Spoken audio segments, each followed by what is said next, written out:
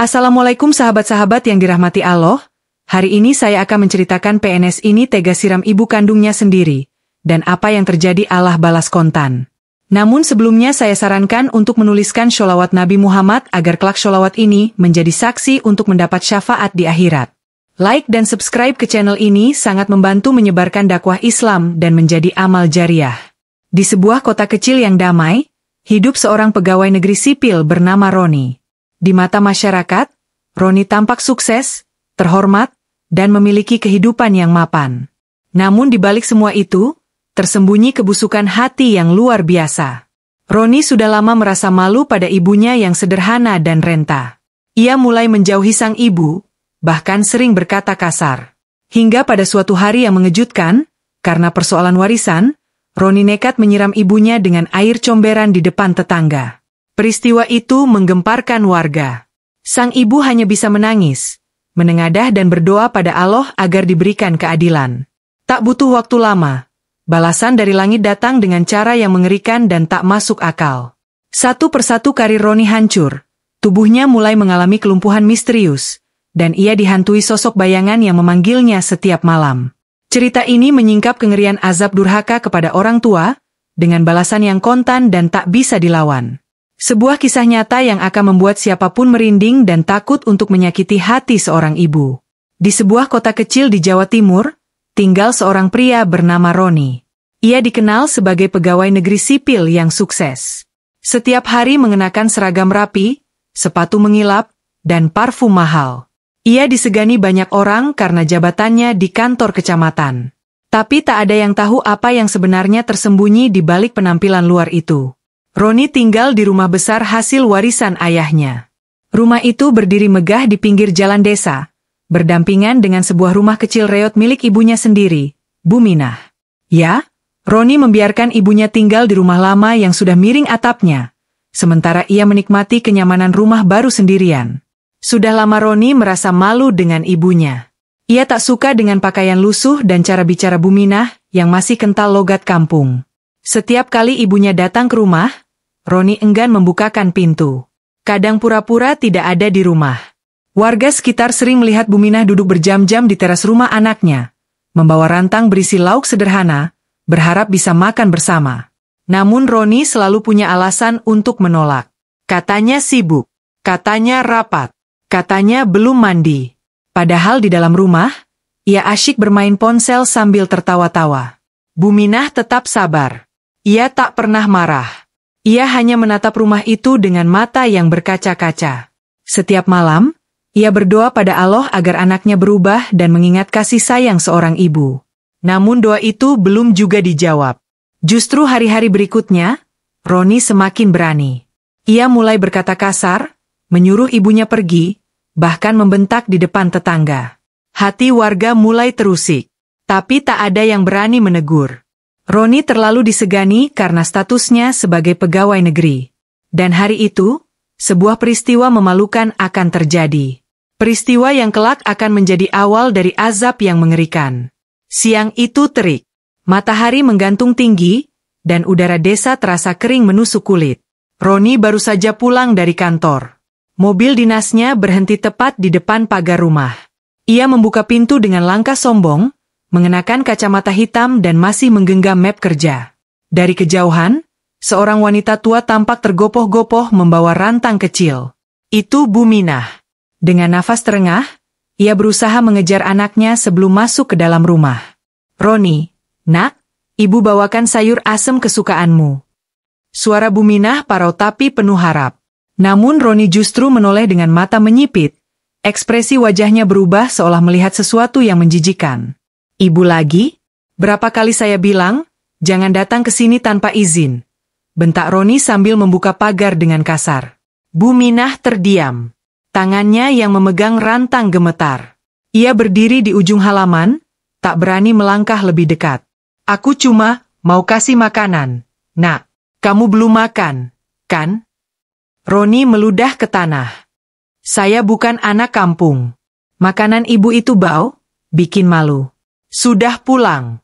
Sana bawa pulang makananmu itu. Warga sekitar mulai mengintip dari balik tirai. Suara Roni keras dan tak terkendali. Tapi Buminah masih berdiri di situ, mencoba tersenyum walau matanya mulai berkaca-kaca. Roni, ibu masak ini dari pagi, ibu cuma ingin kamu makan enak. Dan saat itulah, Roni kehilangan kendali. Ia melangkah cepat ke sisi rumah, mengambil ember plastik besar berisi air bekas cucian. Tanpa berkata apapun, ia mengayunkan ember itu ke arah ibunya. Biur! Air comberan yang kotor dan berbau amis itu menyiram tubuh Renta Buminah. Rantangnya terjatuh. Isinya tumpah ke tanah bercampur air kotor. Pakaian lusuh Buminah kini basah kuyup, rambutnya menempel ke wajah, matanya terpejam menahan perih. Suasana hening. Warga yang mengintip hanya bisa menutup mulut, tak percaya apa yang baru mereka lihat. Roni berdiri tegak, tanpa rasa bersalah. Biar semua orang tahu siapa kamu. Jangan ganggu hidup saya lagi. Buminah tak mengatakan apapun. Ia hanya diam, menatap anaknya perlahan, lalu memalingkan wajah ke langit. Bibirnya bergetar pelan. Ia mengangkat kedua tangan, dan berdoa dalam hati, dengan lirih. Ya Allah, saksi engkau atas perbuatan anakku ini. Jangan hukum dia jika engkau masih memberiku waktu untuk memaafkan. Tapi jika dia benar-benar telah lupa bahwa aku ibunya, maka engkau yang paling tahu bagaimana membalasnya. Setelah itu, Buminah memungut rantang kosongnya. Dengan langkah lemah, ia berjalan pulang melewati warga yang masih terdiam. Tak ada yang berani bicara. Tak ada yang bisa menenangkan. Sebab semua tahu, sesuatu yang besar telah terjadi. Dan hari itu, angin yang biasanya tenang di desa itu, terasa berbeda. Seolah membawa pesan bahwa keadilan dari langit sedang bergerak turun perlahan. Malam itu desa diguyur hujan deras. Petir menyambar langit dan suara guntur menggema ke seluruh penjuru. Tapi di dalam rumah megah milik Roni, suasana berbeda. Lampu ruang tamu berkedip-kedip meski tak ada gangguan listrik. Roni duduk di sofa, membuka laptop sambil menyeruput kopi hangat. Ia merasa lega. Masalah ibunya menurutnya sudah selesai. Tak ada lagi yang akan mengganggu hidupnya. Namun entah kenapa, malam itu Roni merasa tak nyaman. Perutnya mual, dadanya sesak, dan jantungnya berdebar tanpa sebab. Ia mengira masuk angin, tapi tubuhnya tidak demam. Ia bangkit, menuju kamar mandi, mencuci wajah dengan air dingin. Tapi ketika menatap cermin, ia terkesiap. Bayangannya tidak mengikuti gerakannya. Ia mengedipkan mata, tapi bayangan di cermin tetap menatapnya lekat-lekat. Wajahnya tampak lebih pucat, matanya merah, dan senyumnya bukan senyum dirinya. Roni terhuyung mundur, napasnya tercekat. Tapi sekejap kemudian, semuanya kembali normal. Ia mengusap wajah. Mungkin cuma kecapean, gumamnya. Malam itu desa diguyur hujan deras. Petir menyambar langit dan suara guntur menggema ke seluruh penjuru.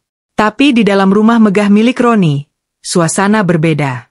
Lampu ruang tamu berkedip-kedip meski tak ada gangguan listrik. Roni duduk di sofa, membuka laptop sambil menyeruput kopi hangat. Ia merasa lega. Masalah ibunya menurutnya sudah selesai. Tak ada lagi yang akan mengganggu hidupnya.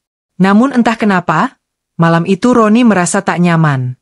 Perutnya mual, dadanya sesak, dan jantungnya berdebar tanpa sebab. Ia mengira masuk angin, tapi tubuhnya tidak demam. Ia bangkit, menuju kamar mandi, mencuci wajah dengan air dingin.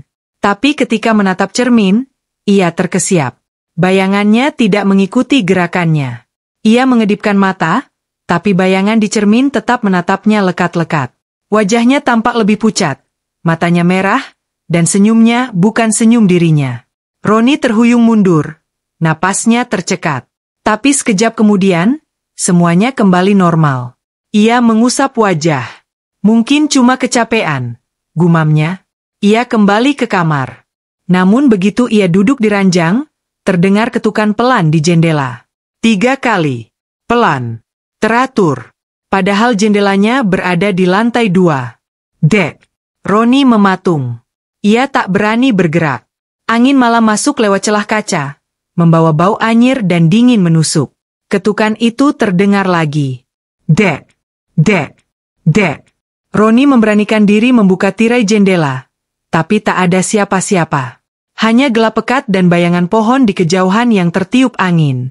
Ia menutup jendela dengan cepat, mengunci semuanya, lalu menarik selimut. Tapi malam itu bukan malam biasa. Jam 2:15 dini hari, Roni terbangun. Tubuhnya basah oleh keringat dingin. Ia bermimpi seseorang berdiri di pojok kamarnya. Sosok wanita tua dengan wajah penuh luka, rambut panjang menjuntai, dan tangan yang gemetar menunjuk ke arahnya. "Aku ibumu, nak." Roni berteriak, namun suaranya tak keluar. Ia merasa tubuhnya terkunci, seperti tertindih sesuatu. Napasnya sesak, matanya membelalak. Sampai akhirnya adzan subuh terdengar dari kejauhan. Suara azan itu memecah semua tekanan, dan tubuh Roni bisa kembali bergerak. Ia terduduk di ranjang, gemetar, wajahnya pucat pasi. Ia langsung mengambil ponsel, membuka galeri kamera, dan mencoba menenangkan diri. Namun di galeri itu, ada satu foto yang tak pernah ia ambil. Foto dirinya, sedang berdiri di depan rumah, dengan Buminah di belakangnya, wajahnya dipenuhi air kotor, tapi senyumnya mengerikan. Roni menjatuhkan ponsel. Dan untuk pertama kalinya, rasa takut mulai menyusup ke dalam jiwanya. Sejak malam itu, hidup Roni tak lagi sama. Setiap malam ia mengalami mimpi buruk. Sosok ibunya terus datang menghantui, bukan sebagai Buminah yang lemah dan renta, tapi sebagai bayangan kelam yang tak bisa dihindari. Wajah itu selalu basah oleh air kotor, dan matanya menatap tajam seolah membawa ribuan luka. Di kantor, Roni mulai kehilangan fokus. Ia sering bicara sendiri, mengigau saat rapat, dan beberapa kali muntah darah tanpa sebab. Dokter menyebut tubuhnya sehat. Tidak ada penyakit apapun. Tapi Roni tahu, ini bukan soal medis. Ini soal sesuatu yang lebih gelap. Suatu siang, saat ia duduk di ruang kerjanya yang dingin, seorang petugas kebersihan menghampiri pelan. "Maaf, Pak Roni, saya cuma ingin tanya. Ibu sampean yang tua itu, kok sekarang gak pernah kelihatannya? Biasanya tiap minggu bawa rantang ke sini juga." Pertanyaan itu membuat jantung Roni berhenti sesaat. Ia hanya mengangguk, mengusir petugas itu dengan wajah dingin. Tapi dalam hatinya, rasa gelisah makin menjadi-jadi. Sore itu, Roni memutuskan pulang lebih awal. Di perjalanan, ia merasa seperti dibuntuti. Setiap kali melirik kaca spion, selalu ada sosok perempuan berjilbab lusuh, menatapnya dari kejauhan, namun tak pernah mendekat. Saat ia mempercepat mobil, sosok itu tetap berada di belakang. Saat ia berhenti, sosok itu menghilang. Sesampainya di rumah, suasana terasa berbeda. Angin berembus kencang padahal langit cerah. Daun-daun pohon di halaman depan berguguran sendiri, berputar di udara seperti dibawa arus tak kasat mata. Roni masuk rumah dan mengunci pintu rapat-rapat. Tapi rasa takut itu tetap tinggal. Ia masuk ke kamar, berniat untuk tidur lebih awal, berharap mimpi buruk tidak datang lagi. Tapi harapannya sia-sia. Tengah malam, suara pintu depan terbuka sendiri.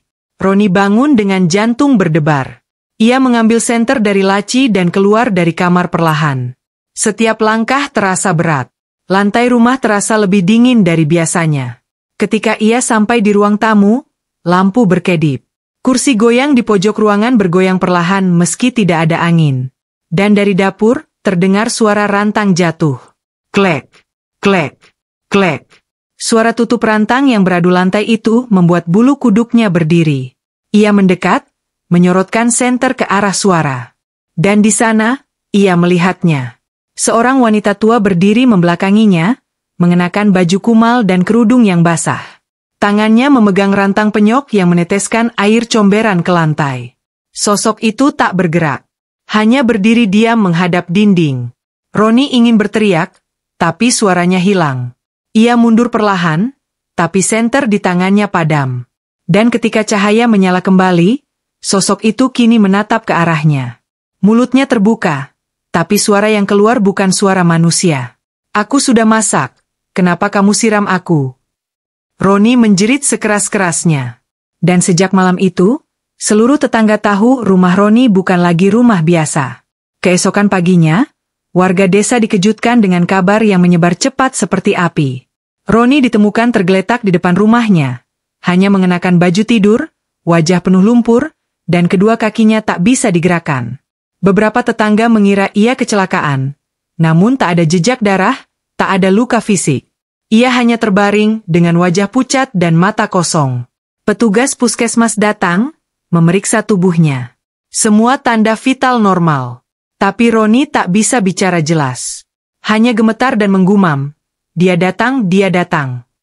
Tubuhnya dibawa ke puskesmas terdekat, tapi hasil pemeriksaan kembali nihil. Tak ada stroke, tak ada cedera.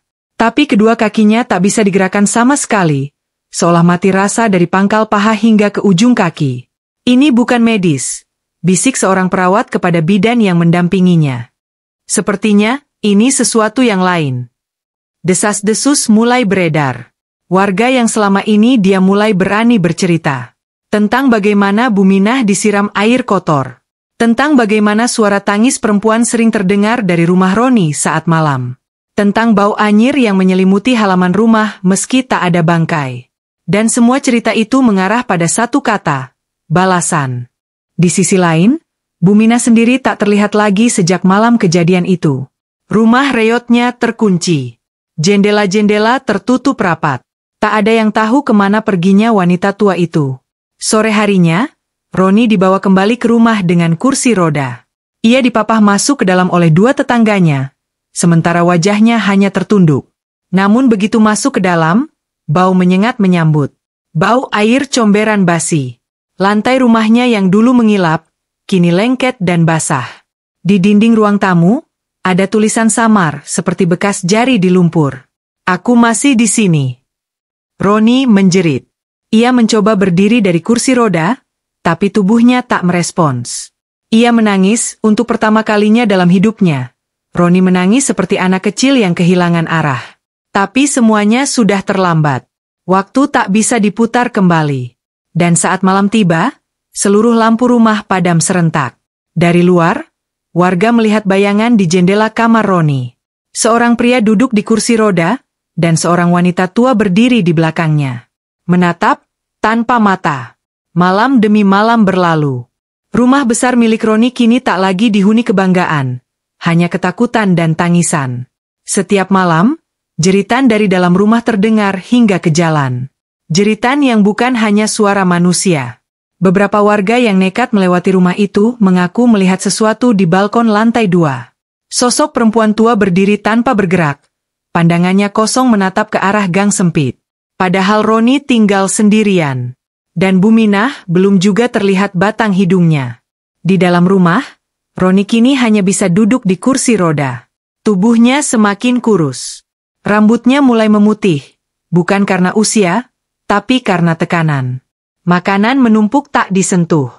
Bahkan ia sering ditemukan berbicara sendiri. Tangannya menunjuk sudut ruangan sambil berbisik. Itu dia belum pergi. Tak ada lagi teman kantor yang menjenguk. Semua menjauh, takut terkena imbas. Bahkan para tetangga hanya bisa menunduk setiap kali melintas di depan pagar rumah yang catnya mulai mengelupas. Tidak ada yang berani menawarkan bantuan. Sampai suatu malam, hujan turun sangat deras. Petir menyambar bertubi-tubi. Tapi tak ada angin. Hujan turun dengan irama tak biasa, seperti gemuruh air dari langit yang marah.